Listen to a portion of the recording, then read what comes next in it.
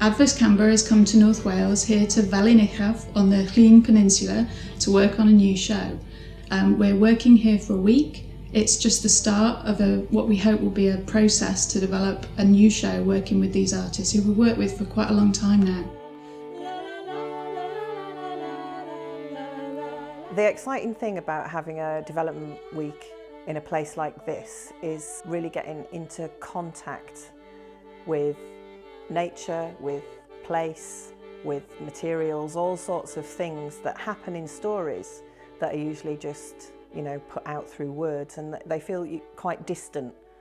And what the opportunity is for the artists and us to really understand more about the landscape, more about the names in the landscape, more about the people that live here, and kind of bring those things together in the way that the story will be told in the future. The story we're telling is the fourth and final branch of the Mabinogi. It's a story of a magical king in North Wales. It's a story of betrayal and love, honour, magic, transformation. A lot of Welsh mythology is located in landscape. And here we have an amazing group of locations which refer precisely to the story. We've been looking at, in detail, at the terrain, as close as picking up bits of sheep's fleece and earth and dust and things from the actual sites. We've really been getting into it with these significant sites that we've been visiting. It felt like it's changed everything for me. When we now work, we really know the landscape we're talking about because we were lying on it, or we were working on it, or we were putting our fingers through it, or we were looking. It's gone much deeper now, so we've got a proper reference.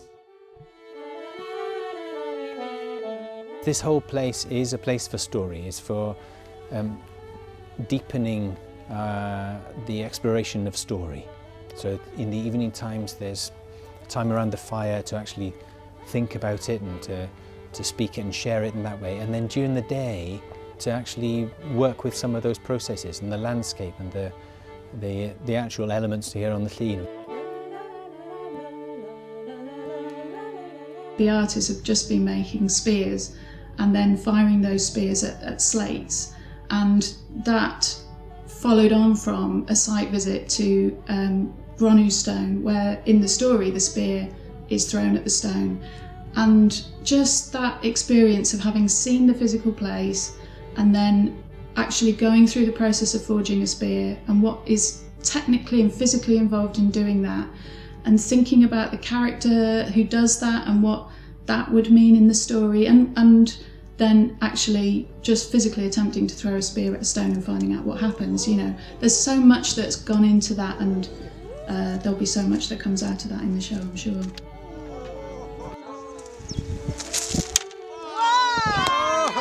Look at that!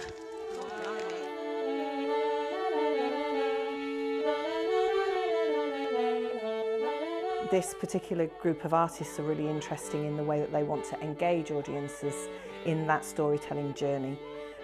So what we've been looking at this week is different ways in activating the space that the story happens in to include audience members much more in that feeling of being together in one place. For this show, we would like to make a space where we and the audience really are in the same place at the same time. Maybe there's a way of using natural objects, sticks or whatever, in the space in order to create structures and so on. Maybe we're doing a little bit of that, and what would be great would be to somehow get the audience implicated in that as well. So they are actively involved in literally creating the event with us.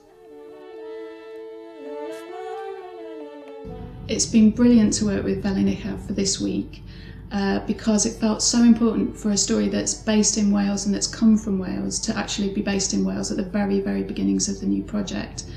And to work with an organisation like this, where there's just so much going on that's about storytelling, about the physical world, the landscape of the story itself, and the business of making things, which is what we're doing. We're making a new show, a show that's based on a very old story, and trying to combine that old story with people of now, artists of now and audiences of now. There are some stories that fell out of fashion some time ago, and why people now know Mabinogi mainly through books. I don't know quite what, but this is an attempt to re-establish that into the oral tradition once again. So not to revive something that was once lost, but there's a time where we can explore them anew, you know, as who we are as modern human beings. And there's people with all the things that we have, all the capacities that we have now, and what they mean to us now, and how they would inform our communities now.